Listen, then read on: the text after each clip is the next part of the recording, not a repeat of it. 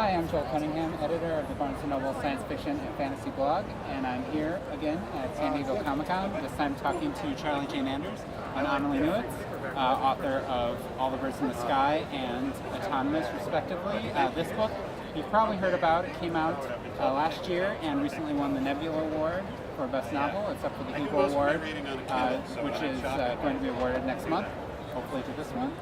And Annalee's book comes out later this year. So thanks for taking some time to talk to me. Yeah, thanks for having us. Yeah, it's really good to see you. So the reason I thought it made sense to talk to you two together is because both of your books are looking at the somewhat near future, and you have sort of different ways of looking at what's coming for us in the next 100 and 150 years or so, but there's also a lot of points where you overlap. So I know that you know one another in life, so I was just wondering, as you were both working on these two sort of dystopian futures, were you working together at all? Were you talking about these ideas? Or how did you, keep your two futures straight as you're writing these books? I mean, we were definitely talking a lot about it. We run ideas past each other all the time, Charlie was working on her novel at kind of a different time than I was, so we were able to keep it straight. But I think we talked a lot about artificial intelligence, and we talked a lot about the future of technology. And I think maybe I do have a darker view than you do of it. We both have climate change being a huge factor. We both have, I've written futures in which climate change has gotten really extreme, and in which corporate kind of overreach has gotten really intense, which is, I think, a feature in Annalee's book. But, I think that we definitely, we talk about futurism all the time. This isn't related to either of our books, but I did a story for an anthology a while ago called Drowned Worlds, which was a Jonathan Strahan anthology of, basically futures where the world has flooded due to climate change. And Annalee and I talked a lot about, what would that be like? And I was like, I don't just want to write another post-apocalyptic story. And Annalee was the one who was like, well, what if it's not post-apocalyptic? What if we're rebuilding and it's actually, we're actually living with it and it's positive? And I feel like that's the kind of conversation that we have sometimes, where it's like a light bulb goes over, my head, or, it's it's amazing to be able to have that kind of conversation about futurism that we've been having, honestly, for a long time now. Yeah, because you both used to work together on 9, which was looking to the future a lot and trying to extrapolate from what we have now and where we're going as a culture. So when you are looking toward the future, do you feel optimistic? Do you feel pessimistic? Or do you fall on different sides of the spectrum if your book's a little darker? I know you've also written another book that imagined how humanity would survive after some apocalyptic event. Yeah, no, I've written a lot about how humans would survive a mass extinction, which is kind of the worst kind of environmental apocalypse you can have. And I think I'm very optimistic in the long term. I do think humans will survive over the next million years. We'll probably become multiple different species, but we'll be around. Our progeny will be here. I think in the near future, I'm, like a lot of people, very pessimistic, especially about the widening gap between people who have power and people who don't. Whether the power is financial power or political power. I think we're heading into a period in human history when that's going to get pretty dark, and people, in my novel, people who you love are going to die because they're fighting for what they believe in, but at the same time, that's really dangerous. And sometimes people who are doing the wrong thing learn to do the right thing too. And one of the really fruitful conversations that I've had with Charlie over the years, ongoing conversation, is how to bring ambiguity into characters and how to make sure that you're never showing someone being purely heroic or purely evil, and how do they interact with a world that's ambiguous too. And it's hard to do, and it takes a lot of thought to really map that out. But really, I guess what I'm saying is I think the future is going to be ambiguous, and you're always going to have good mixed with bad, and that's really hard for us. I feel like people don't want to hear that. They just want to hear either everything's going to go to hell or everything's going to be awesome. It's never going to be in between, Yeah, For me, when people talk about optimism versus pessimism for the future, it is this binary for one thing, which is interesting. But you have to separate out optimism or pessimism about human nature on the one hand, and then also just about certain irresistible things like climate change and other constraints that are kind of external to whether we're nice people or not. And when it comes to human nature, I have a very mixed view. I think that you can't study history without realizing that people are capable of horrible atrocities, that it is ridiculously easy to use fear and kind of othering as ways to turn people against each other in really violent, terrible ways. Even people who might not necessarily be in vulnerable situations will suddenly, act like cornered animals if you can just convince them that some other group of people is a danger to them or is, scary or bad. And we've seen that throughout history. We've seen it recently. At the same time, there's just so many examples of people coming together, building community, having generous, kind impulses towards each other, building institutions that last for thousands of years in some cases, not because they personally expect to see that, but because they want to build something that their descendants will have. And Cory Doctorow talks a lot about this trope that you get in these stories where, things break down, the telephones stop working or whatever, and immediately everybody's trying to kill each other. And people would maybe come together and be like, hey, let's hang together and try to rebuild, and we'll share what we have. There's both. I think human nature is very, it's a strange dichotomy that you can't really generalize from one or the other. And then, it's impossible to be optimistic about certain things, like the evidence that a mass extinction is coming is becoming harder and harder to refute. The evidence of what might be catastrophic climate change is harder and harder to refute. A lot of things that we take for granted about our kind of way of life, our economy, our medicine, our infrastructure are possibly living on borrowed time in various ways due to resource constraints that we haven't really thought about. And those things aren't external. Those are external to us. They are things that you can't really negotiate with or just wish away. And so you can only be optimistic or pessimistic about how people will respond to those things when those shoes drop. So do you feel like your book, I know when we reviewed it, I remember writing this headline was it's an optimistic apocalyptic novel, because you do have an apocalyptic event in the book, and ultimately, although we do need the help of magic to make it work, there is kind of a happy ending when you get to the end in terms of the outlook for the future. And I haven't gotten a chance to finish Autonomous yet, but you said it ends on not necessarily the most depressing note. There's a little ambiguity, but it could be a happy ending. So is that just basically something you have to do to make a book palatable as you're writing it and living inside this world? You get to the end of it and you can either kill everybody and leave your readers feeling very depressed, or are you trying to leave people with a sort of a positive message that they can take away even from an apocalyptic book, that there's still something to strive for, and humans aren't garbage? Humans are not garbage. Humans are awesome. I'm a human. I have lots of human friends, and I have lots of non-human friends too. But I think that picking up on what Charlie was saying about how there's externalities that we can't control. We did contribute to climate change, but we can cope with climate change. We can cope with adverse circumstances in either a humane way or in a destructive way. And what I like to do with my characters is I like to like my characters, and I find this is true when I'm reading books as well. I don't enjoy reading about characters who are just awful. And I know enough people in the world who are just awful that when I go into fiction, I want someone I can believe in and relate to.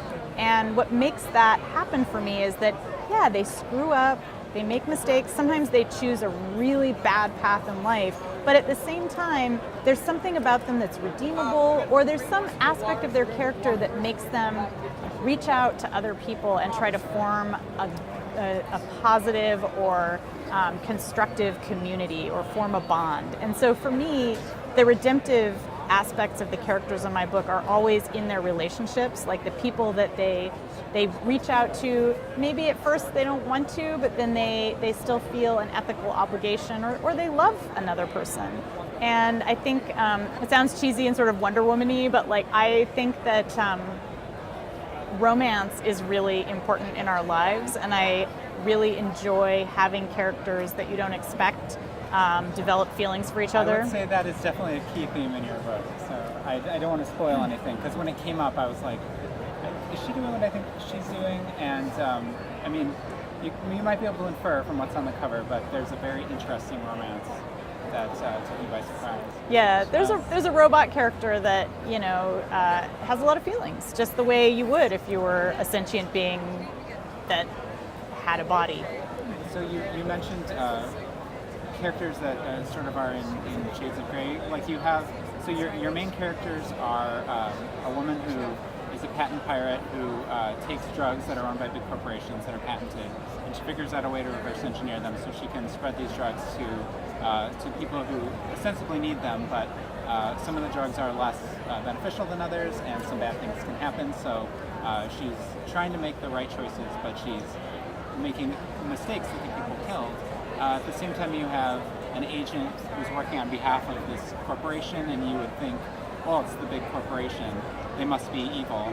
And yet he's treated with compassion in the book, and he's a character that you're supposed to identify with and kind of root for, and they're pitted against each other throughout the book. So did you have, when you're writing it, did you have a character you sided with more, or did you want the readers to equally like both sides of it and really feel torn as they're reading it about where their sympathies are supposed to lie? It's a good question. I wanted people to feel torn. I wanted people to feel like the way we do in real life, when oftentimes the people who we think have good politics turn out to be jerks, and the people who maybe are not on the side that we would side with turn out to be really compassionate people who want to help the less fortunate.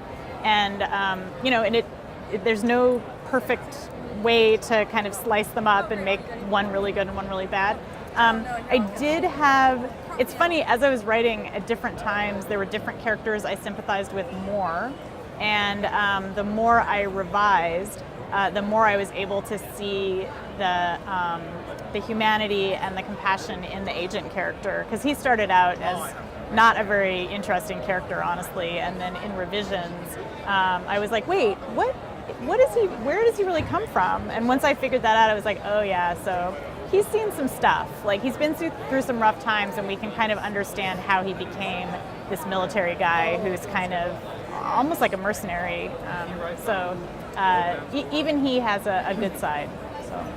Yeah, and I was just going to say that the thing that I feel like the endings of both of our books have in common is that they're hopeful in part because people are able to see past their kind of programming, or see past like what their role is, and and find love and compassion for each other, and and become bigger and better as a result. And that's what I loved about the ending of Autonomous, is that it's optimistic about our ability to actually love each other in a meaningful way, and not just be trapped by literally our programming in the sense of the robot, but in the sense of some of the other characters. And that's the thing that really moved me at the end of that book. And I feel like that's what I also was trying to do with All the Birds in the Sky, in a way, is show that these two characters could break out of the kind of boxes that we had put them into and find each other, and that was what makes it a happy ending, or what it makes it an optimistic ending.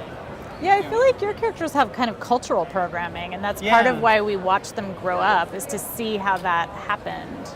Yeah, and like the witches spend a lot of time trying to brainwash Patricia, like basically into being like the right kind of witch, and the science people pretty much like put a lot of stuff onto Lawrence, and like it's just, there's a lot of expectations put on them, and it's very much like you are going to be this one thing, and it's about, can you be more than what people have tried to turn you into.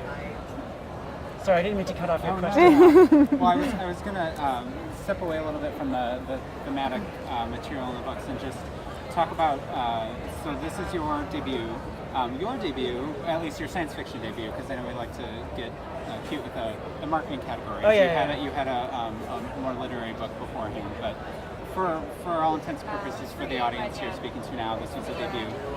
So you pretty much had the ideal debut reception to your book. You were nominated for every award, you won the Nebula, great reviews from all the trades and stuff. So has watching her go through, this experience, like,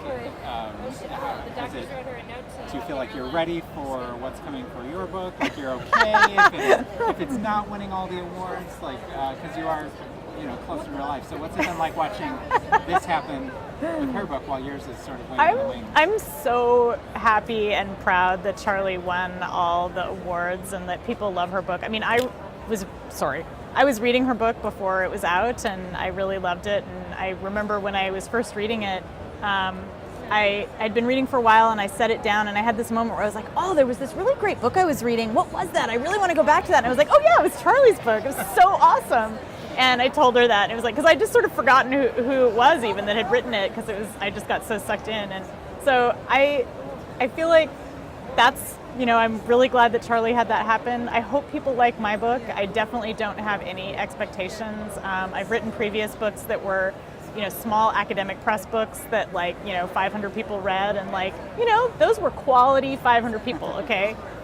So I think as long as people read it and enjoy it, and it puts something in their brain that they keep in there, then I'm happy. Well, I don't know if this is readable on camera, but you've got Neil Stephenson and William Gibson who liked it. So yeah, so those were at least 2 people liked it, and I didn't even have to bribe them or anything. So that was pretty nice. There's some freaking heavy hitters, dude. And yeah, Lauren Bucas. Yeah, that was about how much amazing. She loved it. And a bunch of Charlie liked it. Yeah, I loved it. And Publishers Weekly. I know. Publishers Weekly gave it the most upbeat start review I've ever seen from them. It's really exciting to watch that happening and to see everybody else discovering this book that I've been a fan of for years. Yeah, Charlie's known about it for a long time.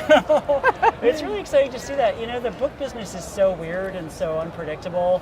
And it's just all about the right magic elements coming together in the right way every single time. And it's always a surprise what you get. And I'm still just dazed about what happened with my book. And I'm super, super excited that so many people are already buzzing about Annalee's book, and that it's getting so much so much excitement about it, because it really deserves that.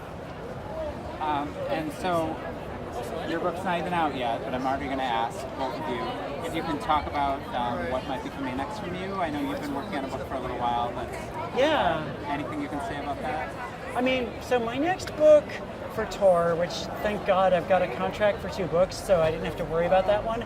My next book for Tor it's set on another planet in the 33rd century. Humans have colonized it.